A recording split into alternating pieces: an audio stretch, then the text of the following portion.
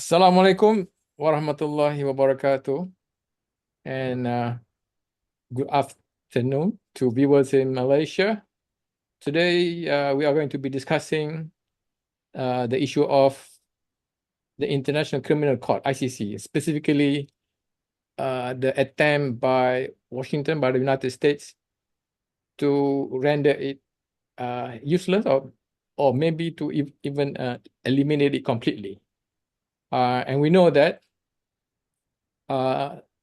this follows from the dismissal last month, July, of Prosecutor Karim Khan, where they say it was because of the misconduct on his part. But there has been a lot of intense diplomatic pressure and also the US sanctions against the ICC's personnel. Back to Karim Khan, we know that what happened was he was accused of being involved in some sexual misconduct allegations, and therefore what happened was the Assembly of States parties decided to dismiss him and then to elect a successor. But at the same time, Washington has placed all kind of visa restrictions and sanctions on multiple ICC judges, as well as other staff, prosecutors, where as a result they are having a lot of difficulties. Some cannot even use their credit cards. Their bank accounts have also been frozen, etc., etc.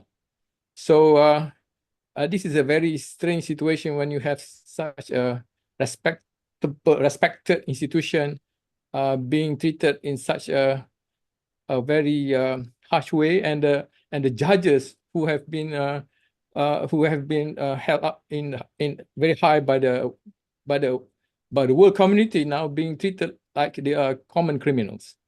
So to discuss all the above issues, we have with us today Professor Saul Takahashi. Welcome, Saul, again to our webinar. Before I invite you to explain to us, let me introduce you to our audience again, for those who are not familiar with you. So Takahashi, his expertise is in international human rights law, international humanitarian law, and also international refugee law. He, until recently, was a visiting professor of legal studies at NYU University in Abu Dhabi. And before that, he was a professor of human rights and peace studies at Osaka Jogakuin University. He was also previously working as a member, or he was a member of the board of Amnesty International, a Japanese section. And most importantly, he was the deputy head of office of United Nations High Commissioner for Human Rights in the occupied Palestinian territory for 5 years, more than 5 years. So, Saul, can you please explain to us, how did Khan get forced out of his position at the ICC? I read a report that said that following his decision to prosecute Netanyahu and Yoav Gallant, he was warned by a couple of people, including Cameron, that they are going to do something bad or something. They're going to make sure that he will pay for his decision. Please explain to us what happened.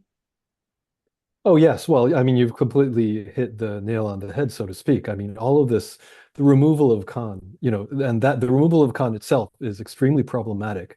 It frankly is a complete outrage, and we will talk about that, or I'll talk about that. But we can't look at that outside of the broader context of the huge pressure that has been brought on the ICC not to pursue cases against Israel, and once they started, not to request any arrest warrants, and when they did, to just basically any kind of revenge that they can make. This huge, relentless campaign that has been levied against the International Criminal Court and its staff by the Israelis, of course, and of course by the United States, neither of which are state parties to the ICC. But as we were discussing just before we started recording today, of course, the Europeans are also complicit in this, the rest of the West, and that includes my country, unfortunately, Japan, which is actually the biggest single donor to the ICC, which sits on the bureau of the ICC, and yet they went along with this entire charade of removing Khan. So it really is an outrage.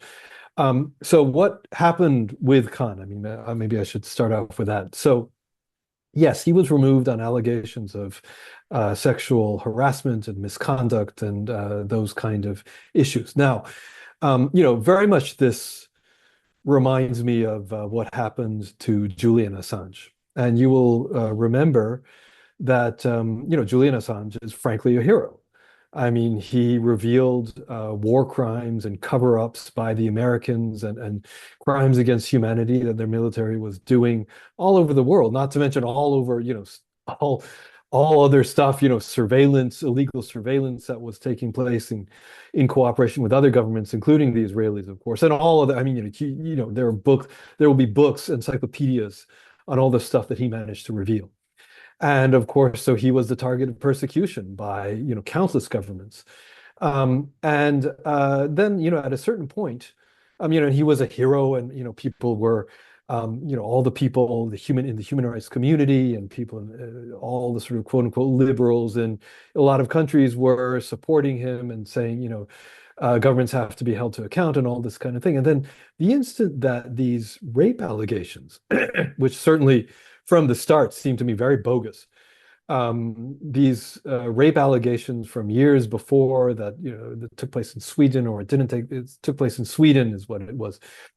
When they came forth, all of a sudden, everybody sort of raises their hands and everything drops everything.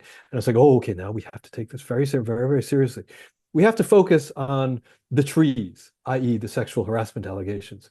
We have to focus on any kind of misconduct that this man may have done. All of a sudden, he's not an angel anymore. All of a sudden, he's not worthy of us, treating him like a hero anymore. And the allegations were eventually dropped. There was no evidence. It just fizzled out. But the damage had been done, in terms of his reputation and in terms of his mental state. He was holed up in the Ecuadorian embassy in the UK for a long time. That wasn't just because of the rape allegations, but the whole thing. And the reputational damage was severe, and it was done. And you look at Khan. I don't know what happened between Assange and these, women in Sweden. I have no idea. As far as Khan goes, again, I have no idea what happened. I have no idea whether, he actually harassed this woman or whether there was more than one. I have no idea. But we can't look at this without without looking at the broader context of this campaign against the ICC, number one. Number two, and this is connected with it, we have to understand that Khan was not given any kind of semblance of due process whatsoever. I mean, I have this huge timeline of anything, the whole thing that happened to him, and, the procedural, bogus procedures that were taken and the rule changes and everything. And, we can't go through this whole thing because it would take like 90 minutes at least, so we can't do this. But, the important thing to note is that so first of all, these allegations came to light. They came to light through Twitter accounts and a Wall Street Journal article. And it was held that Khan had committed, basically sexually harassed a staff member when they were traveling, and that he had there was even allegations of rape, right? But it was very overt sexual violence that he had conducted against this woman, right? Now there is an internal investigation mechanism for these kinds of issues within the ICC. They tried to start an investigation, but the victim refused to cooperate. The alleged victim refused to cooperate. So that fell apart. And in fact, this fell apart twice. So then what happened? But because this was so prominent, and Khan is, of course, in a very important position, what happened was the Bureau of the Assembly of State Parties. So the International Criminal Court, it's actually not a UN body as such. It does not report. It is not governed by the General Assembly or by any other UN body. It's a separate international organization that states become party to, states become party to if they wish. And it is governed by the Assembly of State Parties, which, as the name suggests, all the state parties get together once a year, generally in The Hague. And this is important because I'll say later why this is important. But they get together where the court is located in The Hague, and they adopt resolutions, they approve the budget. That's basically how it works. Now there is a bureau of the ASP, the Assembly of State Parties, which basically is a standing body, and that takes most of the decisions, most of the working decisions in between the sessions of the ASP. That's how most of these international organizations work. Now, the Western countries, the Europeans, also Japan, they are heavily, heavily overrepresented in the Bureau. Basically, the Bureau consists of the Europeans and Japan and a couple of other countries to just sort of make it seem presentable. But really, the Europeans are completely and totally overrepresented in the Bureau. Now, so what the Bureau decides to do is they asked the Investigations Department of the United Nations, it's called the OIOS, the Office of Internal Oversight Services, to conduct an investigation into the allegations and produce a report which will be reviewed not by the ICC judges, not by anybody in the ICC, but by 3 independent judges who will be appointed by the Bureau.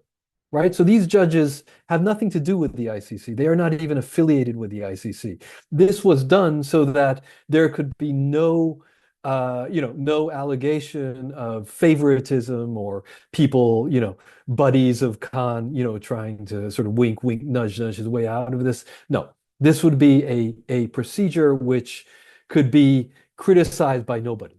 We see this a lot in the UN, when powerful countries or countries that can, that have powerful friends like Israel, when they start complaining, the UN buckles and they create a process which is supposedly, beyond any kind of reproach, as if this is going to make a difference. It never did, and it never is gonna. There's no point in this. But anyway, they did. So the Bureau appointed this independent commission of 3 judges. And they asked OIOS, which is not part of the ICC, to conduct an investigation. OIOS does their investigation. They produce a report, which is 150 pages, which with supplementary information of like all the evidence, 5,000 pages. I'm not making this up. I actually haven't seen this report because all this is internal. None of this has been made public. But according to the reports, it's 5,000 pages, right? This goes to their report is, their conclusions are that there is no evidence of any kind of serious misconduct. Full stop. Didn't happen. This goes to the 3 independent judges. The 3 independent judges, they discuss this, they debate this for a couple of months, and they say, look, there is no evidence. There is no evidence of misconduct. None of this seems to have happened. This is a non-issue. None of this has happened, right? So then one would think that that was the end of it. But guess what? It wasn't. So the Bureau of the Assembly of State Parties, the Bureau of the ASP, remember, basically made up of the Europeans, they say, well, you know what? We're not happy with the OIOS report, and we're not happy with the report of the Independent Commission of Judges, even though we appointed these judges. We're not happy with this. We're just going to reject it. And we're going to go forward with with a process of potentially removing the prosecutor, right? And then so this is going on. This is going over a space of really 3-4 months or so. Not even really, because this decision was announced in I believe it was April, and then they scheduled a session of the ASP of the Assembly of State Parties to take place not in The Hague like it should have been, but in New York. And this is important because Khan is under sanction by the US government. He can't travel to New York. So he can't go and, defend himself. The next thing that they do, or maybe this was before, but, around the same time they make these decisions that actually, we're going to hold this vote Yeah, I mean, rape, okay, maybe it didn't happen. I mean, sexual harassment, yeah, okay. But it seems like these people, Khan and this woman, this staff member, had a sexual relationship, which was on the basis of consent. But even if there was consent, he was a higher up in the organization, so it was inappropriate. So that's what we're going to vote on. So that means he should be removed. That's what we're going to vote on. Now, the reason this is important is because, Khan has spent years defending himself against the charges of sexual harassment and rape. And OIOS did their investigation on those charges. So, yeah, and they have said this didn't happen. So now all of a sudden, literally like 6 weeks before this vote is supposed to take place in New York, where Khan cannot travel, the ASP says, well, you know what, we're gonna take this vote. We're gonna basically try you on different charges. You don't have the chance to defend yourself anymore, but yeah, I mean, that's just how it goes, guy. And finally, what they do is they change the rules for this voting procedure. So to remove the prosecutor, the rules are made very clear in the ICC, the rule book. The ASP as a whole has to take a vote. First of all, whether the charges of serious misconduct are, accepted, whether they accept that the prosecutor had conducted these serious things. And that has to have a 2/3 approval by the ASP. So 2/3 of the countries of the state members of the state parties of the ICC have to approve that one. That comes out to 83 countries. And then once they've taken that vote, they have to take a second vote, which is, okay, so given, if they accept that this serious misconduct has taken place, then they go to the next vote. And the second vote is whether they're going to remove the prosecutor, the chief prosecutor. That's how the rules work. And that is simple majority. That does not require 2/3. So what the Bureau did, and this is like mid-June. So this is like 6 weeks before the vote. They say, you know what, we're just going to change the rules. And we're not going to do this two-step vote. There's no point. This guy, I mean, we want to get rid of the guy. So what we're going to do is we're going to say, no, we combine the two votes. We have one vote. Do we remove the prosecutor? Simple majority. Yeah, halas, end the story. So that's what they did. And, this is a kangaroo court. This was designed to get rid of Khan. There's absolutely no question about this. In any criminal court, in any country, this would just be laughed out of the room. I mean, it's just like no judge would entertain this. No judge would allow this. Okay, so well, so the prosecutor, you're just gonna change, just to change the laws a couple of weeks before, make sure the guy can't defend himself. No, this is not how this is supposed to work. It's completely unlawful. It is a kangaroo court. And so the vote came on the 4th of July. And they had, basically, it was approved by 82 countries. So they didn't even make the 2/3. And they knew this. They knew they weren't going to make the 2/3 threshold. So that's why they went with simple majority. So the simple majority did accept that Khan should be removed. And that's how he was removed. Now, I don't know what's going to happen. Khan has stated before that if he is removed under these circumstances, he will file an appeal with the UN Administrative Tribunal, the ILO Administrative Tribunal, which is an administrative tribunal which specializes in these kind of cases for UN civil servants. And for sure, he's going to win. I mean, I can't see how he's going to lose this. But the point is he's out. And that's whatever happens in the ILO is going to take probably years. It's going to be extremely political. And him returning to the ICC is just not going to happen. Now, again, I don't know what happened. I don't know if there's any veracity in these kind of claims. I have no idea. But the fact of the matter is he was not given any semblance of due process. There was a gigantic campaign to get rid of him. He is not. It's not like Khan is like my hero, right? He resisted, as far as we can tell. He resisted requesting arrest warrants for Israeli leaders for as long as he could. He went to Gaza in late October 2023 and made statements which were, frankly unacceptable. Treating Hamas violence like they were barbarians, and empathy with the Israeli victims. With the Palestinian victims, yeah, well, bad things happen. So, but Israel is, a developed country that certainly has the capacity, and I'm sure they have the will to investigate any allegations, and I expect that to happen, blah, blah, blah. So, look, it's not like this guy's my hero, but we have to look at the broader context. And, within that broader context, the fact that he was not given any serious chance to defend himself, that he was not given any semblance of fair procedure, is very indicative of what's been going on, I think. And I'm very disappointed, and I'll finish here. I'm very disappointed with um, I'm very disappointed with a lot of human rights actors, I should say, and a lot of people and a lot of actors that should be raising much more of a stink about this. Where is the statement of outrage from Amnesty International, my alma mater? Where there's a limp-wristed statement from Human Rights Watch basically saying, oh, well, the court is bigger than just one man, and, life goes on. But, a lot of people are really losing sight of the forest for the trees. And, there are broader cultural issues about this. And, I think we don't have time to get into that. But, this is really problematic. When we look at the broader context, what's been going on is very, very, very, very clear. No question. Well, thank you, Saul, for a very detailed explanation of what happened.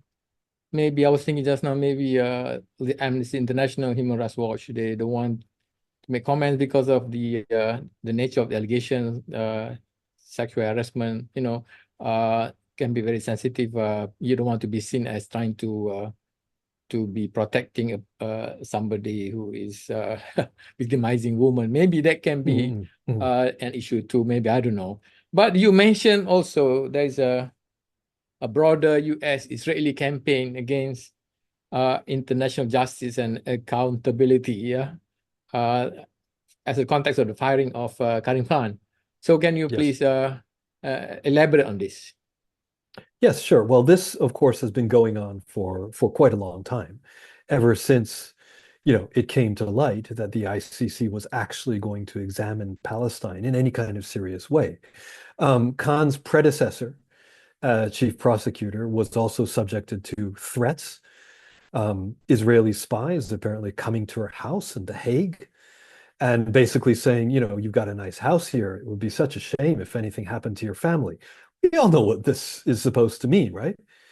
Khan as well, of course, subject to threats from American senators, nonetheless. He's received, well, he has, of course, been subject to threats and pressure from U.S. political leaders, ongoing nonstop for quite a long time. Letters from senators targeting targeting the ICC, literally telling him, and this is almost a direct quote, if you target Israel, we will come after you and your family. You have been warned. And this is not, some line out of The Godfather. These are political leadership at the highest level of the richest and most powerful country in the world, basically spewing out venom like they are, mafia thugs or, gangsters. Really, this is what we're talking about. You mentioned Cameron. He was foreign minister at the time. He had, he had been prime minister, and then he became foreign minister later on. And we understand that he, in a phone call to Khan, basically said that, if you go ahead pursuing accountability for Israel, if you go ahead with requesting arrest warrants for Israeli leaders, the UK is going to leave. We're going to defund, and we're going to help bring down the court. And apparently what he said was, and this is a shocking statement, which no doubt represents the views of many in power throughout the Western world. He said apparently, look, the ICC is meant for thugs like Putin and Africans. It's not meant for countries like Israel. That is, that's the attitude here. The United States, of course, has a law on the law books. Basically, we call it the Hague Invasion Act, but basically authorizing the president to use force if Americans or personnel of countries that are allied with the United States, and there's a list of the countries, and it includes Israel. Unfortunately, it includes my country, Japan, as well. Very sad to see that. That if it authorizes the president to use force in case personnel from those countries are extradited to The Hague and are to stand trial at the International Criminal Court. And so that's why this is called the Hague Invasion Act, sort of in popular terms, because what does this mean? I mean, it's not clear from the language, but it could potentially mean an invasion of the Netherlands, U.S. Special Forces doing a military operation in the Netherlands, which is an act of war. Obviously, this has never been tested, and we certainly hope that it's not. But this is what we're talking about here. The U.S., of course, has levied sanctions against Khan, and he was the first one to get these sanctions. I think Francesca came a little bit later. And then it was the judges who had issued the arrest warrants against Israeli leaders. Then it was, I think, the deputy prosecutors as well, a couple of others as well, a couple of other judges too. And these sanctions, are extremely serious. Some people look at the way that they're reported. Some people look at these sanctions like, oh yeah, if he doesn't have assets in the United States, he can't travel to the U.S. Is it really such a big deal? Well, it is a big deal because the United States has such a dominant position in international finance and a lot of other things which I'll also explain. It means that they are basically excluded from the international finance system. So, like you mentioned, Khan cannot use credit cards. Francesca Albanese can't. All of her credit cards are canceled. Their Google accounts, anything that they have been doing with Microsoft, all of these are American, companies, and American companies under these sanctions are barred from doing business with these people. So that means they have been excluded from it. Yeah, I mean, they are basically excluded from finance system, from much of the computing system, all of these things. It's basically like a civil death, a civil execution, if you like, right? And this is extremely serious. Now, the Europeans, the EU has a law, or has the EU basically has a law that allows them to shield EU institutions from these unreasonable American sanctions. But they haven't used it. They haven't, they've just let this happen. So you have, I mean, Francesca she's not living in Europe right now, but obviously Khan and all these other people that are in the ICC, they're living in The Hague, and they're in very dire straits financially, and in many other ways as well. So these sanctions really do hurt. They really do bite. And the point is that they're outrageous. I mean, they are just completely outrageous what the United States is doing. And now they have announced, like you mentioned before, recently they announced a campaign against the ICC. The Rubio, Secretary of State, so the foreign minister, he announced that the United States was going to dismantle the ICC brick by brick. That's a quote. He, made countless untruthful statements in this announcement, which is, true to the par for these guys. And basically said, they were going to bring down the ICC. They expected all of their allies to be with them and get on board on this campaign. There is a veiled threat against, a not so veiled threat, really, against any country receiving American assistance, saying that, you better get on board with this, or, maybe we might rethink any kind of assistance we give you. This is how the United States operates right now. again, mafia, basically like a mafia family, or like a mob.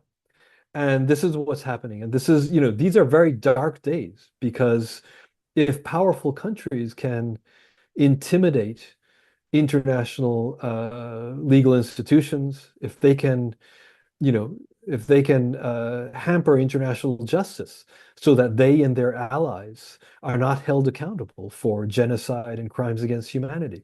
This is really serious. We are really Can you, in dark times now. can you please elaborate on that? If powerful states can, like the US and of course the Europeans seem to be Mhm. coming behind the US, if they can intimidate international courts and prosecutors, what does that mean for the future of international justice? And not only in terms of pursuing Israeli accountability for the genocide in Gaza, but what about for accountability for mass human rights violation in other countries? What will happen in the future when it comes to this kind of crimes? So what's going to happen? Yeah. Well, this is the problem. This is the fork in the road that we're at right now. And I think, if the powerful states are successful, and again, you mentioned the Europeans, and thank you for that. It's not just the US, it's the Europeans as well. The Europeans are on, the bureau of the ASP of the AISCC, which got rid, basically pushed forward these rule changes aimed at getting rid of Khan. This is dominated by the Europeans. Netanyahu is reported to have flown over, I think, France and Italy and Greece on his way to Washington, D.C. He's made several trips since he's been indicted for war crimes and crimes against humanity. And these countries have an obligation to apprehend him. And they didn't do anything. So, the Europeans are just as complicit in this as the Americans. I kind of I like to think that most of the Europeans are not going to be so keen on this American campaign. And I think they might not openly resist it in a public way. I really wish they would, but I don't think they're going to go along with it too much. But really, it's the rest of the world, the so-called global South, basically, everybody else in the world. And this is where, the rest of the world really is key. Other countries really are key. Because really, this has just gone on, too long. The rest of the world letting Trump and the Americans push them around, bully them, strong arm them into, doing their bidding, push them into, basically strong arm them into supporting the Board of Peace, for example, in Gaza. All the other stuff, which is not necessarily related to Palestine too. I mean, this has gone on for way too long. And what has to happen is these countries have to band together and resist. When you give way to a bully, then he just demands more. He just, tries to bully you even more. Now, we've all learned this in the, in Japanese, we say we all, behind the gym in kindergarten or in primary school. We've all learned this lesson, and I don't understand why the leaders of the world, most of the political leaders of the world, don't seem to be acting that out, because it is important. We can't let Trump and the United States bully the rest of us like this. We have to resist, and if the rest of the world gets together and takes a firm stance on this, then, international justice can survive, I think. The US is not a state party to the ICC. Neither is Israel. Neither is China or Russia, for that matter. The Europeans, remain dominant, but, it doesn't mean that they can do whatever they want. And, we've seen that in the UN, like in the General Assembly, where, the rest of the world has the rest of the world is voting in favor of justice for Palestine and many other important causes. So this is really what has to happen. But we are at a precipice, I would even say. I mean, it's a very dark time right now, and we mustn't underestimate the danger that these international institutions and international law and justice in general are in. Okay.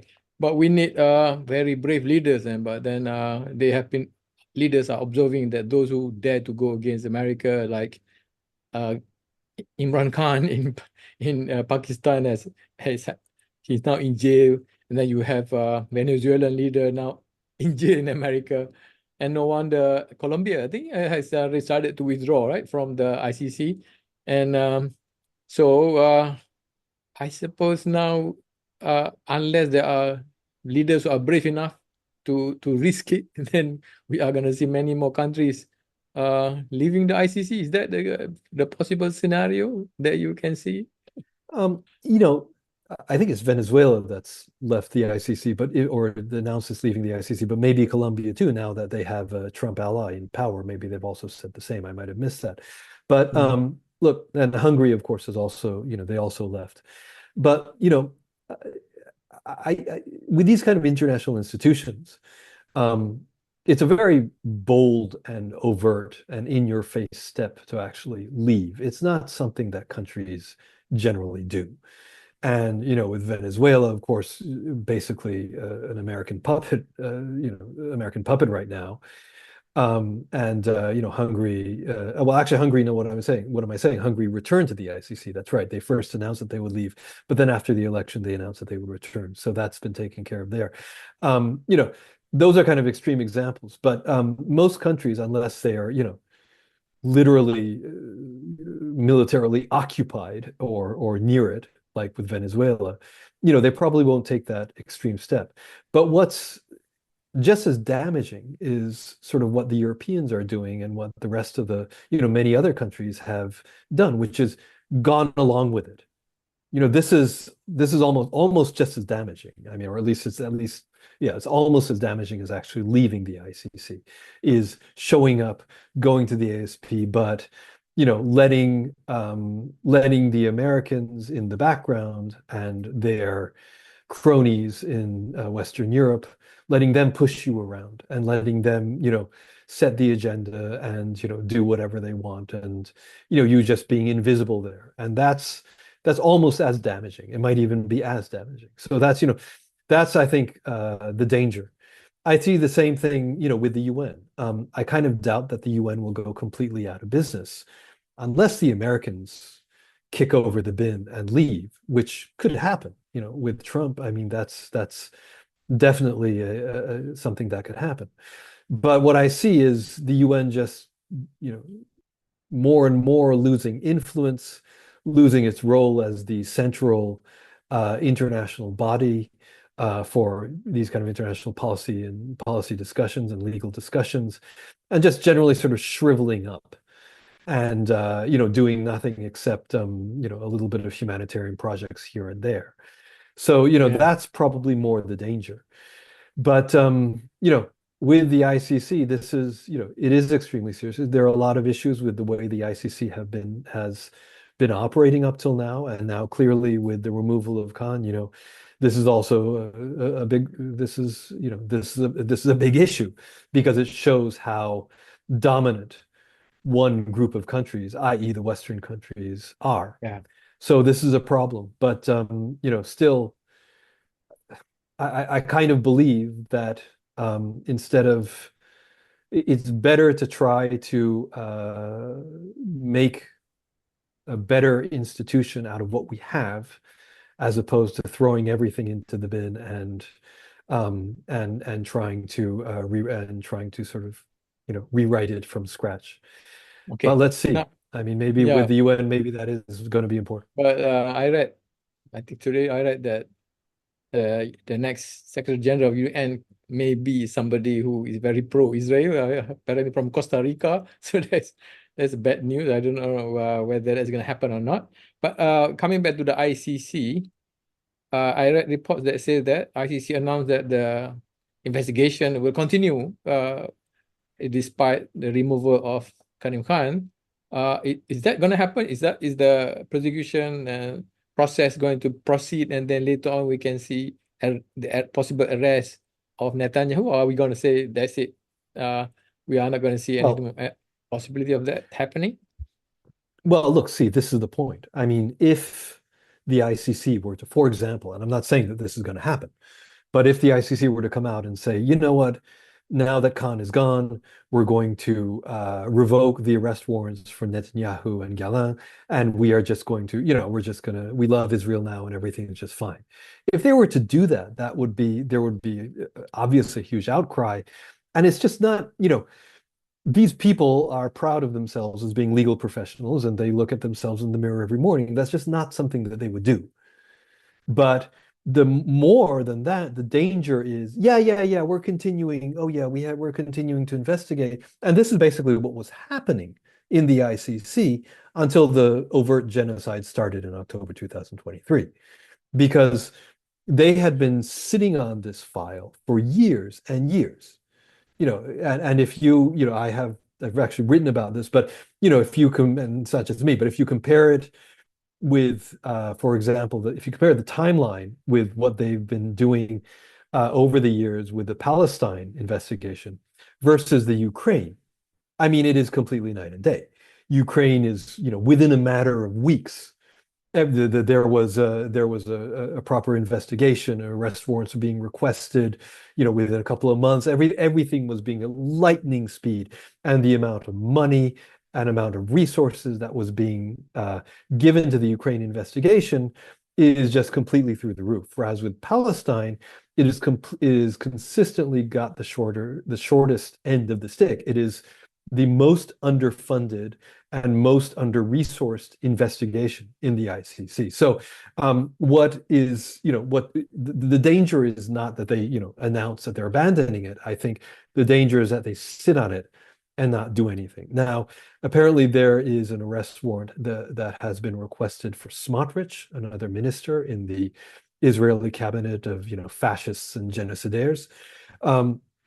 So, again, we don't know what's happening with that. What usually happens is the arrest warrants are not made public unless they were approved. Sometimes they're not even made public then. It's a case-by-case situation. And Khan probably made public his decision to request the arrest warrants for the Israelis and for the Hamas leaders. He probably made that public precisely because he was worried that there would be more interference and more pressure.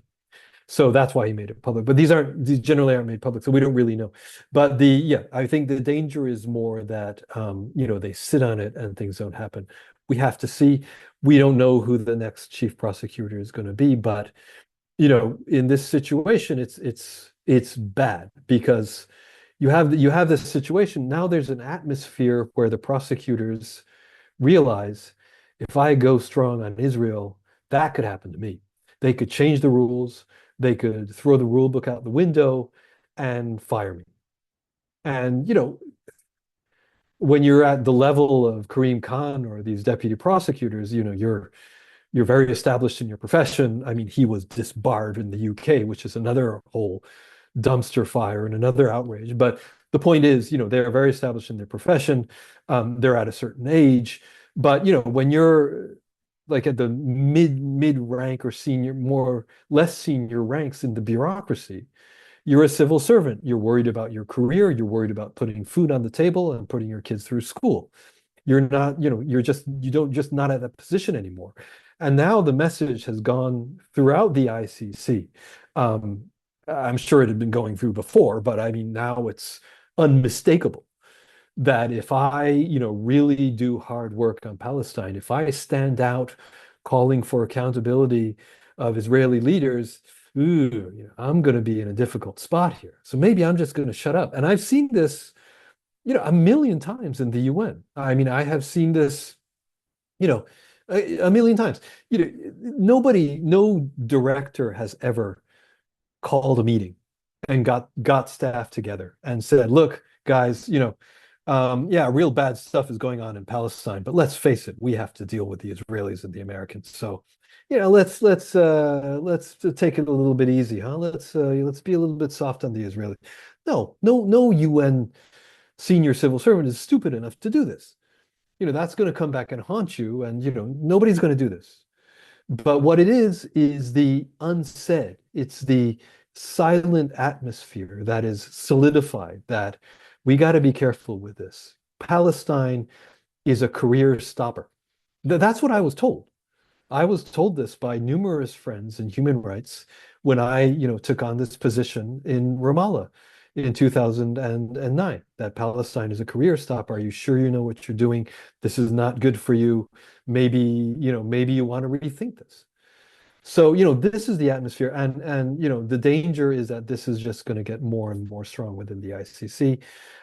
Obviously, the member states are doing their best to create that kind of pressure as well. So that's the danger, I feel. Yeah, We have okay. to see about the UN Secretary General. Yeah, I mean, there have been reports about her, about this particular candidate you're talking about, from Costa Rica.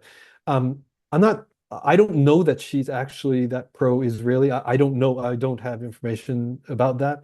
I know she has Jewish heritage, but she's been head of UNCTAD, it's called Conference on Trade and Development. That's it, which is in Geneva. And UNCTAD actually has consistently been a real strong critic of Israel. I don't know the internal politics of UNCTAD, so I don't know what to say. But let's see. The danger with the UN Secretary General is basically the UN Secretary General is hired by the UN member states, and first and foremost by the permanent five member states of the Security Council. Now, the last really tough Secretary General who talked back and said the necessary to member states, arguably, was Boutros Boutros-Ghali. So the member states do not want that. The member states are not interested in somebody who's going to talk back at them. The member states are not interested in a tough Secretary General who's going to show real leadership and going to stand up for international law. This is the last thing they want. So this is why Secretary Generals, time after time, have been less vocal people, basically. They've been people that have more or less, by and large, allowed those powerful member states to push them around. And so, I really don't know, I don't know this particular person, but personally, and I certainly don't know that much about her, but that's it's we can't expect too much from the UN Secretary General. All right. As long as the Security Council stays as it is and stays in this dominant position in the UN hierarchy, nothing really is going to come of that. Okay. Anyway, I remember last time when Karim Khan issued the arrest warrant, you were saying that Netanyahu is not gonna sleep well now because this is very serious, and therefore you were very optimistic at that time. But I think you didn't foresee Karim Khan is going to lose his job because of this, right? So now it's back to some kind of square one again, a regression, Well, right? yeah, I mean, I guess I was. I mean, look, I'm a human rights guy, so I do believe that justice will triumph in the end. I think that's also our religion teaches us that. So inshallah, justice will triumph in the end. But when it's going to happen, I don't know. I don't, I feel for Karim Khan for having lost his job, for all of this stuff. So I do very much feel for him. But you know, people like Netanyahu, they put on a brave face for the cameras. They're politicians. This is what they do. But I guarantee you, this is something that scares him. I guarantee you that and I'm sure I said this before, and I'm going to say it again. He wakes up in the middle of the night screaming and sweating because of this. This is what scares these tyrants more than anything. They know that they are doing evil. They're not dumb. All living beings know the difference between right and wrong, and he knows that what he's doing is wrong. And what frightens him and all of these guys more than anything is being hauled to a court and being held to account for his crimes. And look, stranger things have happened. I mean, if you look at the Philippines, they handed over the former president. The Serbs handed over Milosevic, not the former president of Serbia, of course, but obviously a very powerful figure. So this kind of thing does happen, and it's not something that I would completely lose faith about. But what has to happen is Israel has to be made a pariah. Israel has to be isolated on the international sphere. And that's really one of the, I think, the necessary steps for that kind of thing to happen. They have to feel under pressure, under siege, to take that kind of bold step. But the final thing that I would say is that it's extremely important that Netanyahu and Gallant face the music in The Hague. It's important that all these other Israeli leaders face criminal responsibility for their crimes against humanity. Absolutely no question. But it's not just about these rotten apples. That has to be made very clear too.